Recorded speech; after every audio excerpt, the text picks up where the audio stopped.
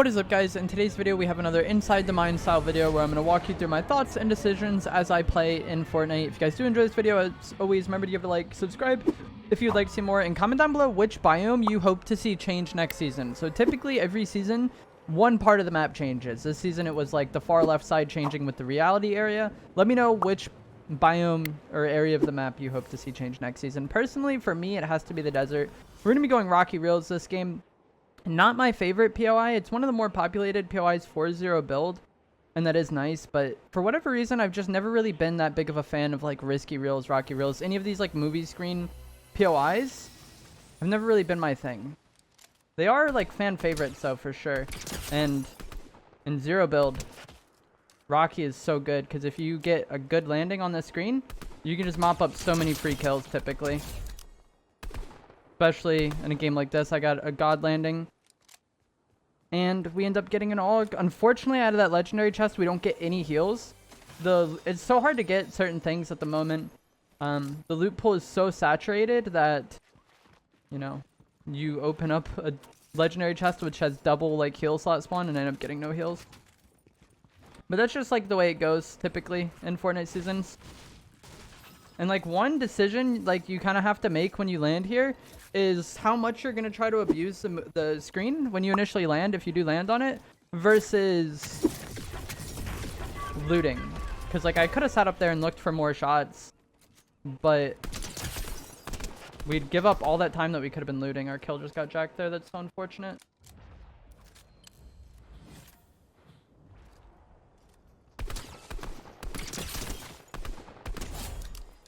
But yeah, like if you just stand on top of the screen, you can get a lot of free AR tags. But if someone like has mobility to get up to you and they've looted much more than you, and all you have is like an AR and they have like shotgun SMG or shotgun AR, whatever, they have better close range weapons. That fight can go south for you pretty quick. Oh, that's so unfortunate. That player is really weak. We almost just took fall damage there. We can make use of one of these.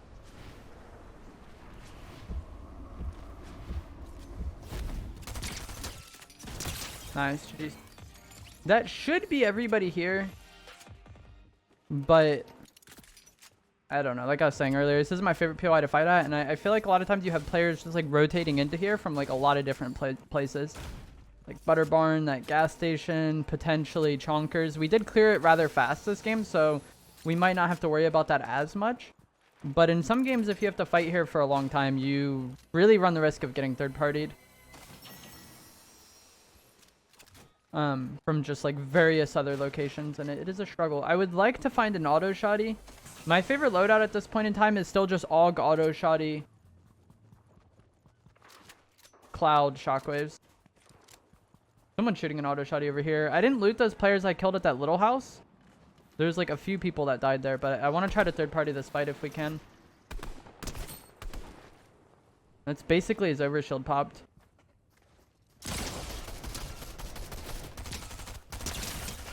The Stinger is so busted at this range. Like, I feel like people don't really think of the Stinger for, like, medium range because it's an SMG. But, like, little fights like that, the Stinger's just so good. I'm going to throw this big pot into the bush, and then we're just going to go in there and use it. Like, I had a mythic hammer. That'd be nice to have. The hammer is so gross. Like, I prefer the AUG as far as ARs go, but the combat and the hammer are also so good. Like, I feel like we have so many good choices for ARs this season. But like I was saying, this is like pretty much my ideal loadout. I would prefer to have the cloud instead of the boogie bombs. Having double mobility with the cloud in the game is really nice. But with this week's update, they removed the vending machines that you could buy the Dragon Ball items at. And then they also, I believe, reduced the spawn rate of the Dragon Ball items just in general, the amount of capsules spawning. So it's much harder to get now.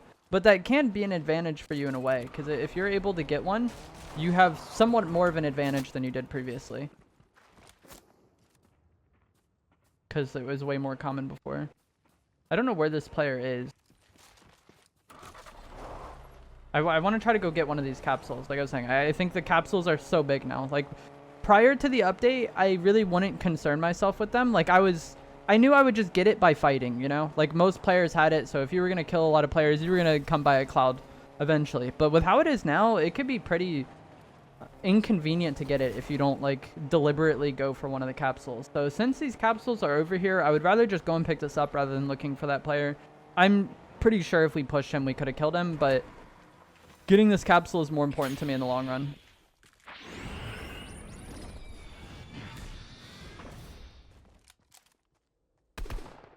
This person's using the 0-point fish, bro. It's so awkward fighting people that have this. It's like so good, but it's so underutilized. And that's like one of the things that makes it so awkward to fight people using it is because like you very rarely see anybody using it, I feel like. This is probably like the first time this week I've encountered somebody like actually using it. It should be out by the time we get to him though, unless he has more to pop. And he has shadow bombs to run away with. He doesn't know how to use it apparently though. Oh, this is really bad for him. Unless he jumps off. Jumping off is smart.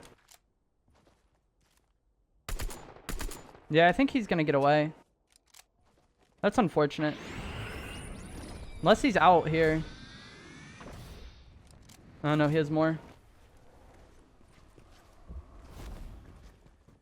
I believe he went in this building. That's so annoying, man. The reason why staying on the zipline would have been really bad for him is because with the zipline, you can only move in the, like the predictable track, you know? You're almost like a train on a train track. Like it's very obvious where you're going to go. And so his invisibility wouldn't have really benefited him if he stayed on the zipline. And I maybe could have killed him off of it if I didn't reload my AUG. I kind of reloaded a bit early because I didn't think I'd be able to get more tags on him from that point forward. So I'd rather just reload it. That way it's loaded when the opportunity comes. And one thing I did want to talk about with that fight when we were initially pushing into it when he was on the cabin is I've seen people talk about this before. Or like come to my stream and ask me about this where they say like, I always win like shotgun 50-50s when I push people. And then like they feel like they lose those fights a lot. And the main reason why those fights are so easily winnable for me is that I almost always just like fry them with the AUG beforehand.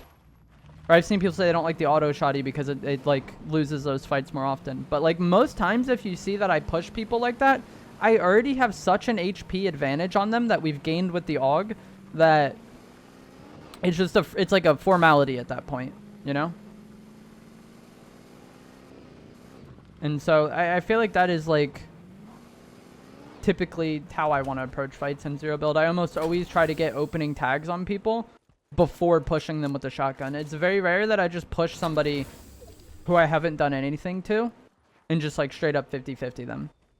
It might happen, but there would probably be like a reason for that, you know?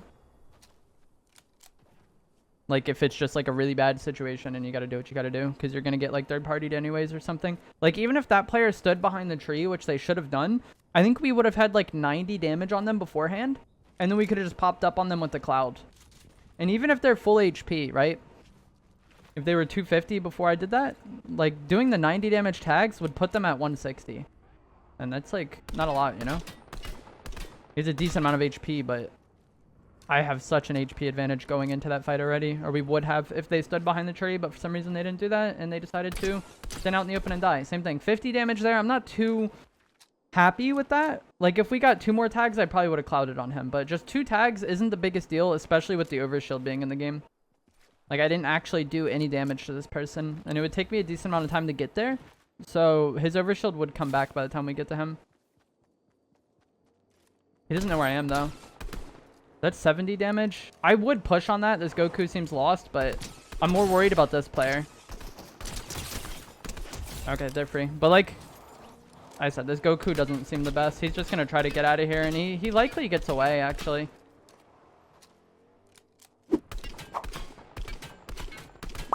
Also, just with, like, what had happened, we had tagged the Goku a little bit, so he's less likely to challenge us. So I'd rather just deal with the third party before they're a problem, and then deal with the Goku later on, rather than dealing with both of them at once. Like, if I'd pushed the Goku while this guy was driving up, we would have ended up getting third partied by this player. I don't know where that Goku went. This is concerning.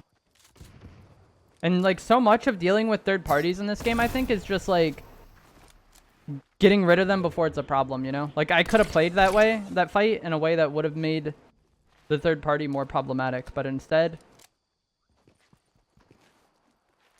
we made use of the time that we had gained by frying that Goku to focus the other player and get rid of them. That way we were never fighting. Oh, I thought this was a 7 sentry at first. The drone doesn't matter. They're just so big in this game. Like, tagging people basically generates time for you to potentially push them or fight somebody else or whatever. Just any amount of damage you do to people gets more time. Like, right there that was more of a 50-50 shotgun fight, but that wasn't like kind of I was surprised that's how it went out. I thought he was fighting somebody else.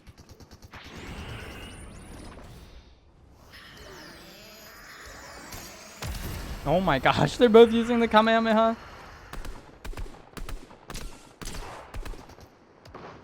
We can get in on this. They're both going to be really weak. They're just trading damage.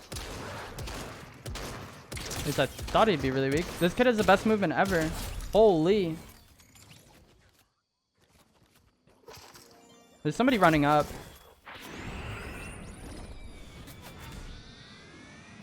Oh, there's so many people here. We gotta shoot this guy quick. That guy in the hill is shooting at me. Oh, that's somebody's NPC actually. Okay. Bro, I don't understand what's going on right now.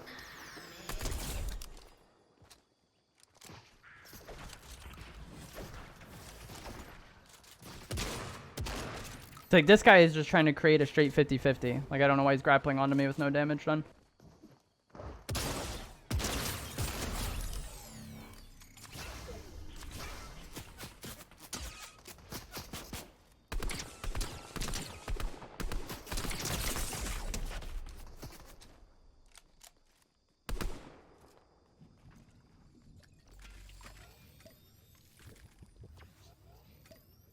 Alright, so speaking of third parties,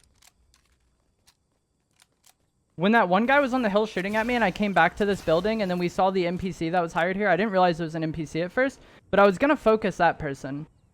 He threw another shield bubble. I don't remember how much damage I did to that guy. I don't know if we would still have an advantage at this point in time, but I was going to focus this person here because with how I was in the building, the guy on the hill wouldn't have been able to shoot at me. So if we're able to kill that guy quick and then turn on the guy in the hill, we just get 2 1v1s. Whereas if I focus the guy in the hill, that guy under me is probably going to shoot at me.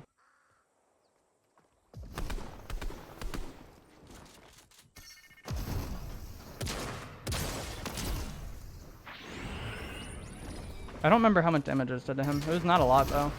This guy is so bizarre. That was odd. But I don't know. I see so many people complain about third parties, and mainly in solos, but I feel like third parties are a problem in every game mode. But it really just comes down to, like, understanding when you're going to get third-partied, and I feel like fighting the right people at the, like, right time. And just limiting which angles you're exposed to. If you have an opportunity to limit your exposure from one player and focus the other, that's typically what you want to do. Sometimes that'll cause the other person to push you, but, like, a lot of dealing with third parties, I feel like, there's no, like, perfect situation, you know? So you just got to make the best of what you can do. If one play is like 40% likely to work out and the other is 60%, you want to go for the 60% play. And like obviously those numbers are like random and arbitrary, but it's just like an example, you know. In the long run, the plays that are more likely to work out, if you do them, you will win more in the long run, you know. Sometimes the game is just going to be random enough to where you die anyways. But like that situation we were just in was really chaotic. There was so many people there coming through Sanctuary for whatever reason, and we were never really in any danger. And a lot of people would have, you know, died there just because there was like 5 or 6 people rotating through that way. But like the way I played it and how I limited which angles I was exposed to made it to where every fight was really simple. And that's basically how zero build goes. Like I've seen people talk and be like, oh, streamers get such easy lobbies, but like so much of zero build is just positioning and angles that if you play fights and you play positioning well, every fight is going to look really easy. Same thing here. I don't remember how much I tagged him for AR-wise, But I think it was like close to 60, and then we hit him with the rock, and that's 80. So he's really weak. We can just, you know, get the quick cleanup with the auto. But yeah, if you play positioning well, every fight is going to look really easy. If all of your fights are really scuffed, it's likely because your positioning isn't the best. We just fried this player, by the way. I hit him 47 white. He's dead, GG's. And sure, my aim was good there, that we were able to, like, just beam that player. But me having this cover versus him just playing the passenger seat of a car, we have such a positional and cover advantage that that fight was, like, never even really a fight. But had I just been, like, standing around there in the open, then he maybe could have done something. Like, I feel like more so than gun skill, zero build is just consistently putting yourself in the right spot at the right time. I wanted to go for that building, but there's somebody up there. And like I was talking about before, I didn't really want to 50-50 him. We maybe could have, and it might have worked out, but I can also probably get some AR tags here and then push him. He's not peeking, though. A porta fort would be really nice right now because we would have height advantage and we'd be able to look down on him. Unfortunately, we don't get one.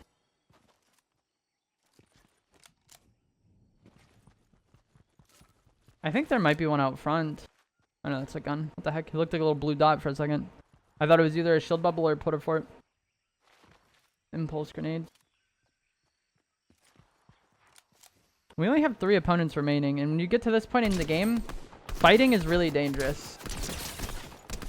And that's why I didn't really want to push that player, like, in just straight 50-50 it. Even though, like, my shotgun aim is good, and we have a high rarity auto shotgun, so, like, I have pretty good odds of just, like, landing on him and winning that fight. It makes us susceptible to third parties. You know? Like, who knows? Maybe we kill him, take 120 damage, and then, like, someone just clouds on us from one of these bushes. This guy, luckily for us, had fireflies, so we can go ahead and just burn all of these bushes over here.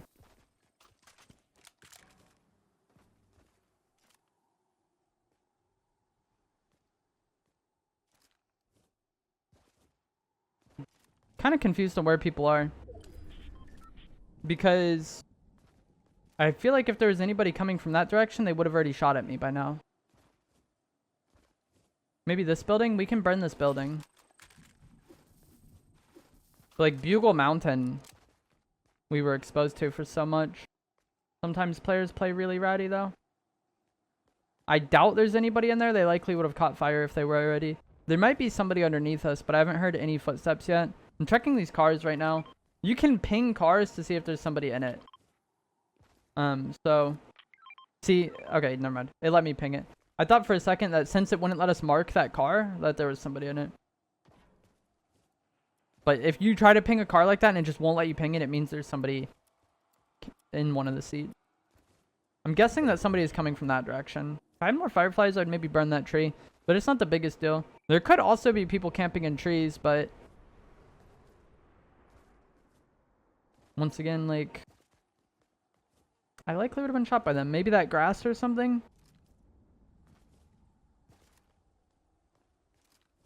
When it comes down to a 1v1v1 like this, typically just like whichever players fight end up losing because they get third partied by the other person. So you just want to be like really cautious about the fights you take. You don't really want to start a fight with somebody unless you think you can get the kill or get damage on them without really taking damage yourself. But if you end up trading damage in a situation like this, you make it the fight like so easy for whoever isn't involved.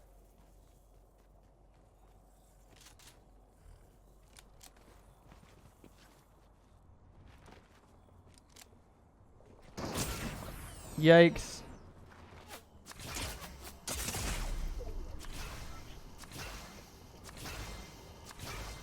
And that is all it takes.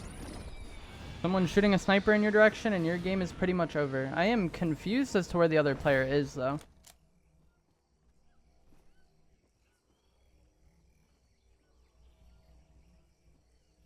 We have 170 HP, essentially. He's right there. The fact that the other guy hasn't done anything to him makes me think he's on the left. Nice.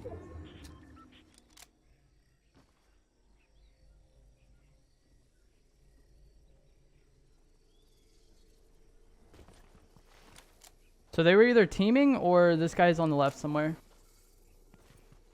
Because if the other guy is coming from that same tree, then like they certainly were just like friendly with one another. Okay, there he is. This fight's just terrible for him. But that's how it typically goes when somebody just hides endgame. If all somebody is going to do is hide, it's probably because they're not confident fighting. And then when you do ultimately fight them, the game is pretty unplayable for them because they're not comfortable fighting. And that's why always in my videos I talk about, like, not making your entire playstyle revolve around hiding. Like, obviously I didn't play that situation the most aggressive that it could have possibly been played. Like, I did play pretty reserved at the end there because when it's just a 1v1v1 like that, whichever player gets shot first usually dies. But I feel like there's a difference between playing more reserved when it's necessary and having that be your entire playstyle. And when it's your entire playstyle, like that player that just got second in that game, sure, they think, oh, I got second. I was close to winning that game. But in reality, I don't think they were. I think they would have lost to me and lost to the other player there. But that is going to be it for today's video. I hope you guys enjoyed it, found something useful in this video. I don't know. I talked a lot about third parties. I know that is something a lot of people struggle with, and third parties are a part of the game. And sometimes it just sucks and it's random, but a lot of it just goes to do with like how you approach fights. And if you are exposing yourself to a lot of angles or taking a lot of 50-50s, third parties are going to be way more detrimental for you. If you guys enjoyed this, give it a like, subscribe, comment down below which biome you hope to see change next season, and I will see you guys in the next one. Thanks for watching.